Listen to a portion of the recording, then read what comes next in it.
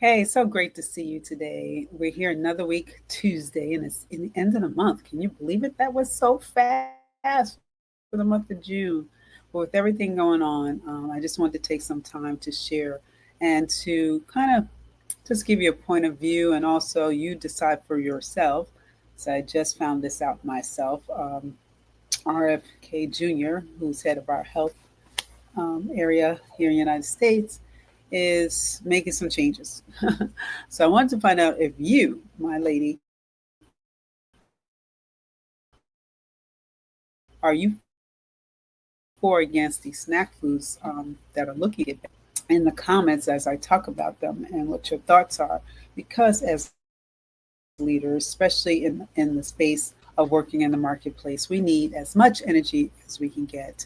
And we would love to have our confidence and be able to speak and really have vitality and all the different wonderful aspects of ourselves in one being in ourselves, right? So I believe when we talk about some of these foods that I'm going to talk about, some of these snack foods, which we easily, I know for myself, there have been unconscious, maybe late for a meeting, or maybe you just sing it to eat and dug it down, pep up, so you can last the rest of the day. Overall, as possible and have the ultimate health to to secure and to train and to guide our teams and all the places that we are working at currently. So let's get right into it. Okay. The first one I found out that he's looking to ban is, the fruit drinks that are sitting on the grocery store. And some of them you might have seen. I don't remember all the names because my young adults are adults now.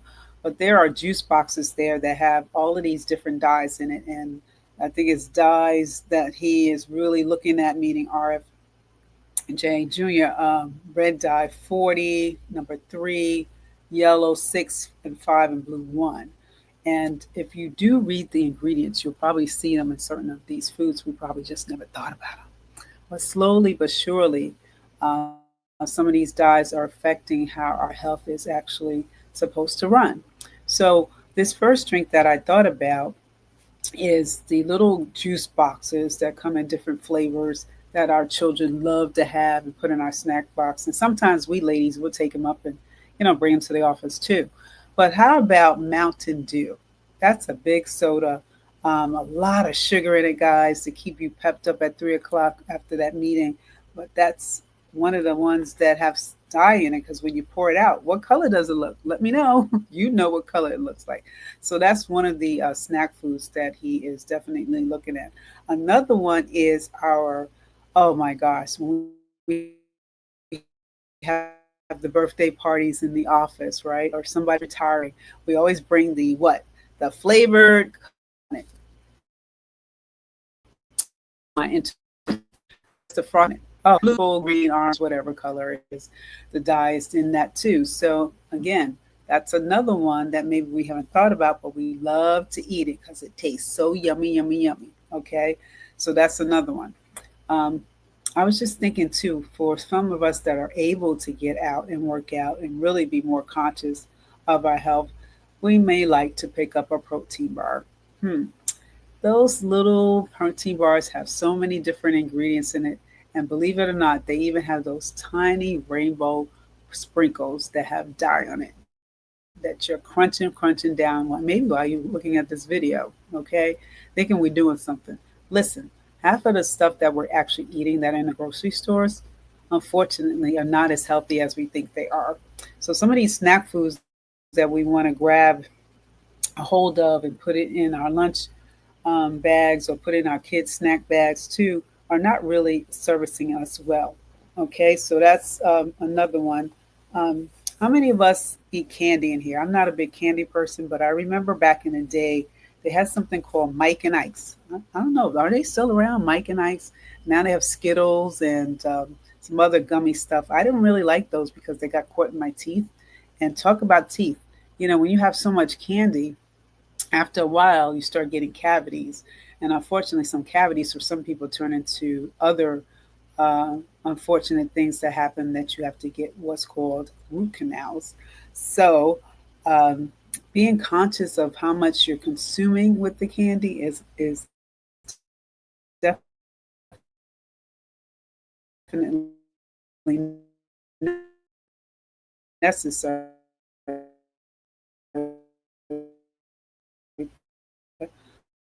All these sour candies and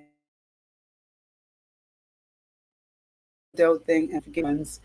I know sour sweet candies that we used to have when we were younger. And I didn't really eat them because I didn't like them. But those kind of things just are advocates for a sugar hangover, really. But these are the things that in this particular office he's looking to ban. He's looking to ban. And how about the fun one, the potato chips? Anybody a potato chip person like myself? I'm being honest. I love potato chips, and that has a dye in it that's not good. And potato chips, just like French fries, because they all come from the potato, it's a very, very starchy uh, vegetable, if you want to call it that. It's just starchy.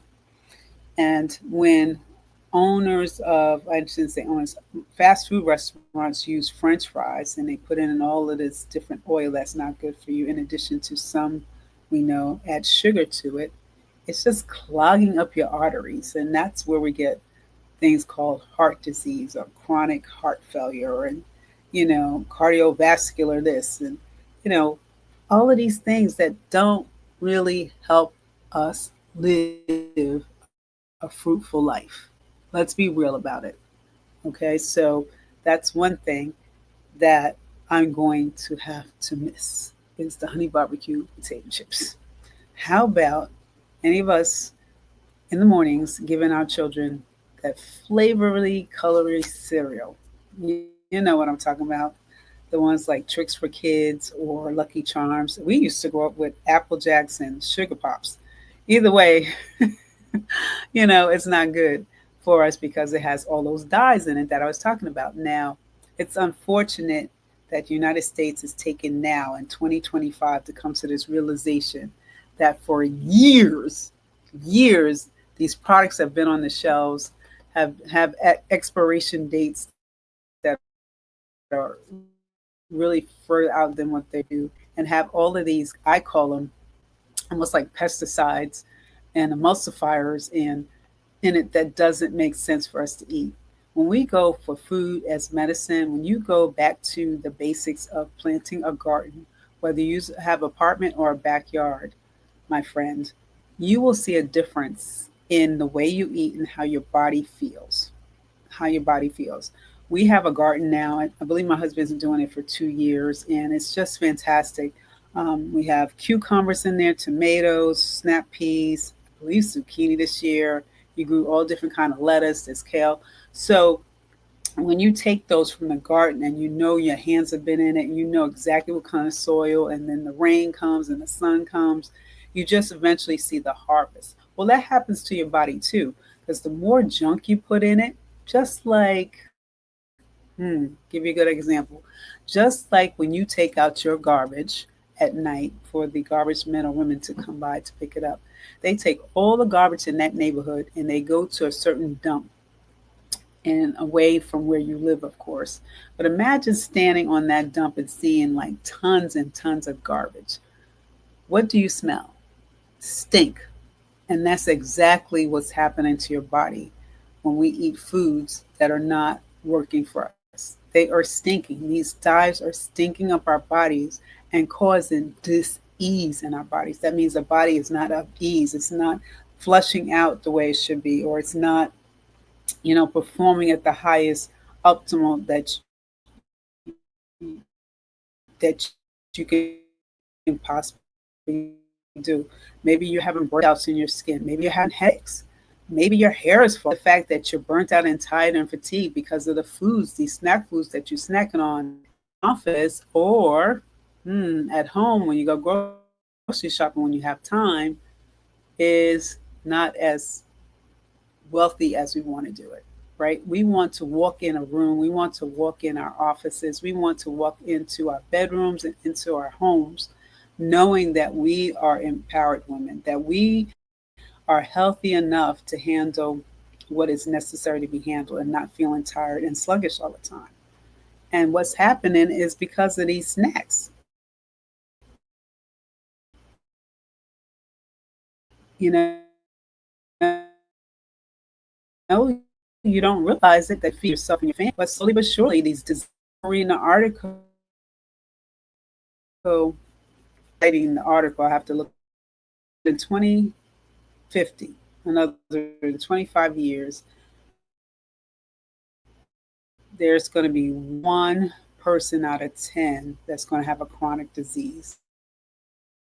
And that's not good at all. That's a statistic. Like one in 10 are going to have a chronic disease or some kind of issue like that, and that's so unhealthy. So I can see exactly why this is being done, and I know you might be upset.